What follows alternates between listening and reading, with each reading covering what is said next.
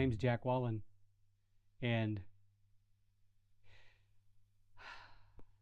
every time I think I have something I want to talk about with you, my wonderful friends, I sit down in front of my camera and I can't help but think that it would be irresponsible of me to not address what's going on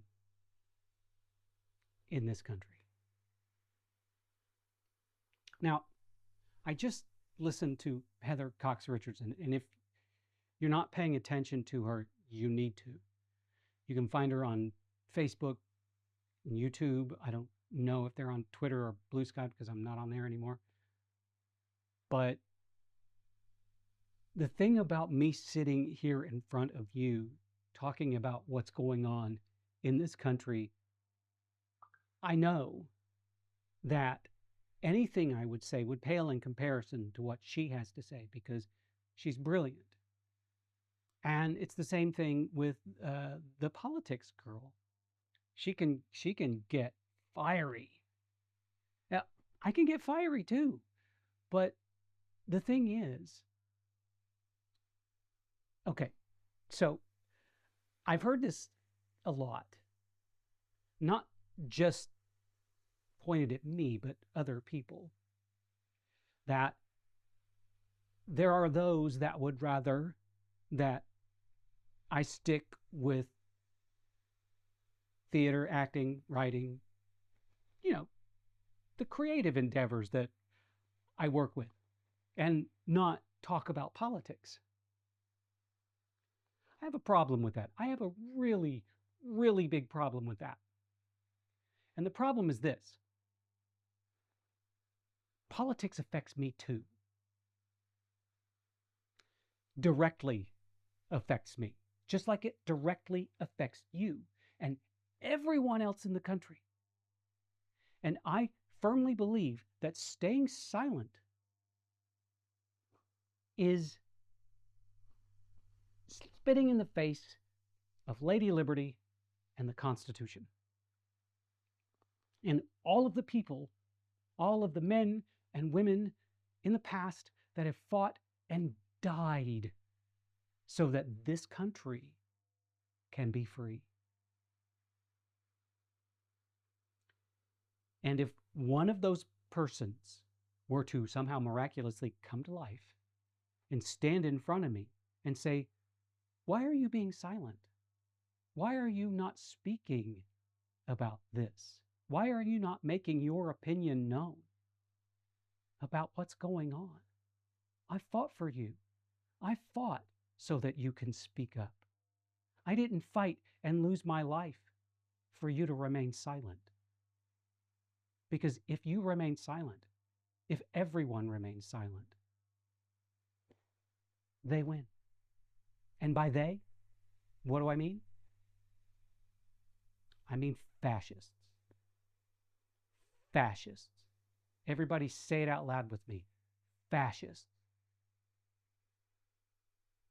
If you would have asked me 20, 30 years ago, maybe 10 years ago, maybe not 10 years ago, 20 or 30, let's stick with 20 or 30. If you would have asked me 20 or 30 years ago, "Hey Jack, what's up? Do you think fascism will ever come to the shores of America?" I would have said, "Oh, no, no, not in this country. No, fascism is not welcome here. And we will do anything we can to stop it." Well, guess what? We didn't.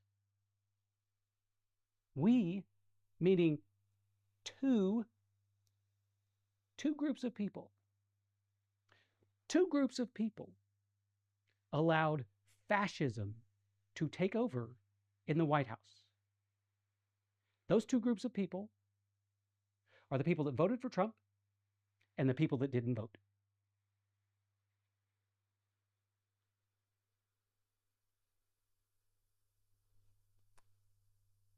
I know every time I say people that didn't vote are also equally as guilty as those that voted for Trump, the hair on people's backs of their necks stand up and they're like, "You can't say that." I can say that. And I did. You didn't vote. You didn't think enough about this country and your freedom and everybody else's freedom to take 5 minutes or 10 minutes or an hour or whatever to go to the polls and vote. And you might have said, well, I didn't like either candidate. You didn't? Okay, so what? So you didn't like either candidate. But we had a choice. A fascist wannabe or not. And if you thought back then, back in 2024, that Trump wasn't a fascist, you weren't paying attention. We knew what he was going to do. We knew. And we tried to warn you what he was going to do. He made it plain and simple. We knew what Project 2025 was. We knew it. And it had fascism written all over it. You could have subtitled Project 2025, We're Bringing Fascism to America. Or Project 2025, We Don't Care About Your Freedoms. Because they don't. They only care about freedoms for certain people, i.e., billionaires. And let me say this as a side note. It is billionaires that are ruining this world. Billionaires. They don't care. All they want to do is amass as much money and power as they can, and they just don't give a shit who they step on to do it. They've just pretty much just doled out money to Trump so they can get their way, so they can have his ear. And I'm talking all of them. Bezos, Zuckerberg, all of them. Maybe not Mark Cuban. I don't know. On the fence about him. But there is not a single ethical billionaire out there. Not one. And if you can name one, I will happily be wrong. But if you do name one, I want proof. We warned you. Kamala Harris warned us. Hillary Clinton warned us. And every warning they spouted has come true. What was the problem, people? Was it because they were women? And I find that terribly ironic because a lot of those people, mostly men, mostly white men, would say, I don't want a woman running the country. And then they'll go home to a house that is run by, surprise, surprise, a woman.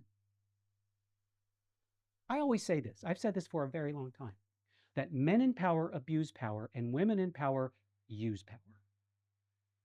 And I know that's going to ruffle some feathers too. I don't care at this point. I don't care at this point because we're under a fascist regime and this is America.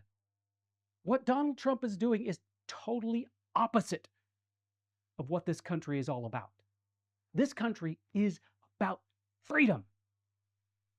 And he is tearing those freedoms away from us. He's killing people on the street. Remember, back when he was running the first time. Remember this? Remember this? Remember what he said? Remember what he said? He said he could go onto the streets of New York and shoot somebody and get away with it. Well, guess what? He's doing it. He may not be pulling the trigger, but he's doing it. It is his people. It is his people that are pulling the trigger. He is responsible for this. Trump and Bondi and Noam and all of them, they all belong in one place. And that is prison, not the White House. And I hope like hell when the midterm elections come around in 2026, which is now in November, that there are no people or a very, very small amount of people that don't vote. Because if you don't vote, you're basically saying, I'm okay with a fascist running the country. And I'm okay with the people that enable him. In fact, just let more in there that enable him. No, no, no, no. You go out there in November and you vote. And you vote every Republican out of office that you can. Otherwise, fascism will keep clawing at this country until its grip is permanent. Now, that's not hyperbole. Read a history book. Mussolini, Italy, Hitler, Germany. History is filled with stories that are very much like this. And we could learn from them. Oh, how we could learn from those stories. And if more people understood their history, they might wake up and go, oh, we can't allow this to happen. This is not good. No, it's not good. It's actually very, very bad.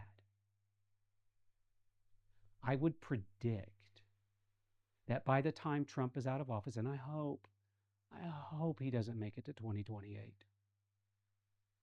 I would predict that if he continues what he's doing, that it's going to take decades to repair this country. Decades. It very well might not happen in my lifetime. And things could get very, very bad. Think about it. If Canada and the EU strike a deal, or if Iran and the EU strike a deal and say, you know what, we're going to do business with one another. We're not going to do business with America anymore. You can kiss our economy goodbye. And once our economy goes down the drain, everybody's going to lose their jobs. Nobody's going to be able to buy anything. The stock market's going to crash. Businesses are going to close. People are going to starve. People are going to be unhoused. It's going to be a nightmare. And why? Because 30% of the people decided, I don't want to vote. I don't like Kamala Harris. I don't like the way she laughs. I don't like the fact that she's a woman. I think Trump is funny.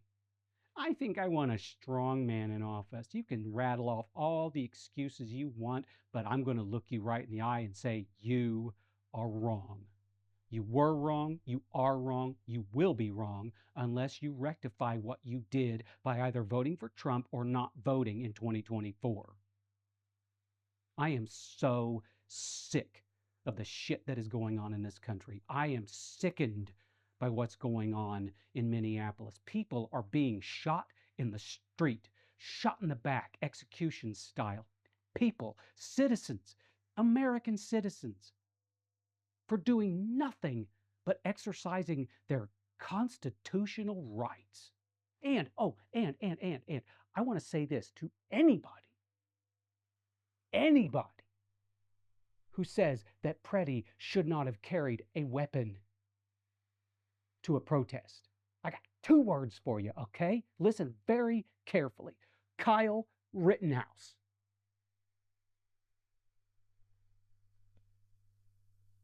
When he carried an automatic weapon or semi-automatic weapon, I don't know because I don't know crap about guns, thank God. But when he carried that rifle or whatever you want to call it into a protest, you applauded him. And now you want to say that a man who was shot in the back was wrong for carrying a gun into a protest? Well, fuck you. A good man was murdered. A good woman was murdered. And the people that murdered him got away with it. Think about this. If you or I did that, if you or I went onto the street and shot somebody, what would happen to us? What would happen to us? We'd be in prison or we'd been executed. And someone's calling me. I'm going to answer it. You know what? Hello, guess what I'm doing? I am actually filming a video right now. I'm actually talking to you while I'm filming a video. I'm looking at the camera right now. Hey, everybody, say hello. Whee! Huh? She said hi. So look, oh, hi. Okay, so I'm going to call you back, okay? And then I'm going to finish this video, and then I'm going to call you back, okay? Okay, bye-bye. Wasn't that fun? That was fun. I shouldn't have had my phone in my hand, but I needed my phone to connect to my gimbal, so whee! It's live theater, baby. It's a live theater. Okay, I'm going to jump off that soapbox because I have said enough, and I'm afraid that my blood pressure is just going to shoot through the roof. So I'm going to do this.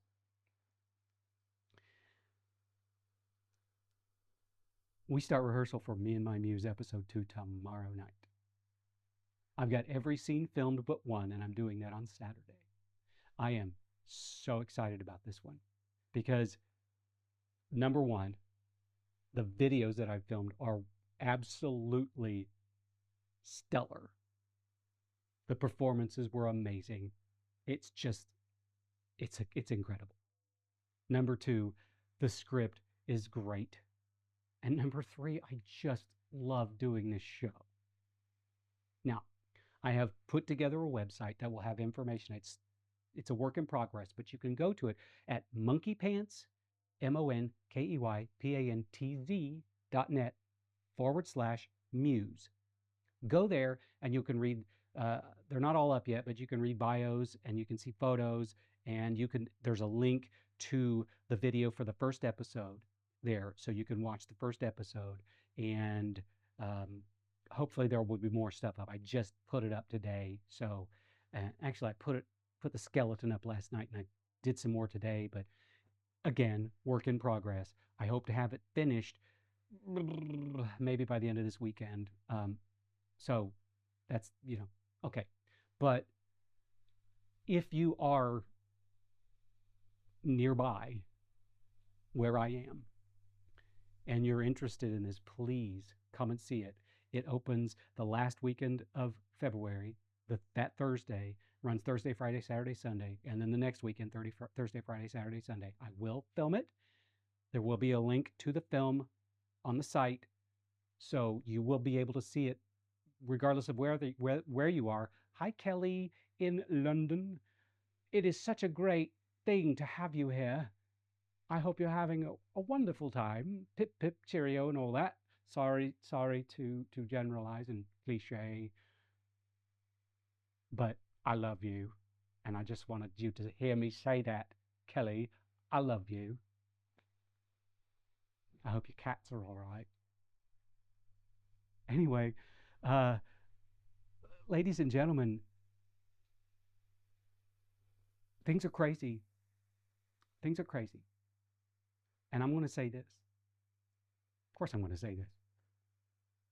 I'm going to sit here and think it. Do you get that? Okay. I'm going to say this. If it weren't for my art, I probably would have lost my mind. Actually, I tell people this a lot, that if it weren't for theater, I wouldn't be here right now. Theater literally saved my life. And right now, it is saving my sanity. Theater and writing and any kind of creative endeavor I can get my fingers on, you can bet I'm doing it because I need it. And I hope every one of you out there has something you can latch on to bring you even a glimmer of hope, joy, and life. Because right now we need it. It is bad. And I hate to say this, but it's just going to get worse. So please, if you don't have something right now, find something. grab a book. I've got about 70 of them you can grab. Actually, more than 70. But grab a book, put some music on, dance around, do whatever you have to do to keep your sanity. But at the same time, don't put your head in the sand. We need everybody's voice. We need your strength. And if you're not in America, please listen to this. This is not who we are. This is what a very small portion of our country is.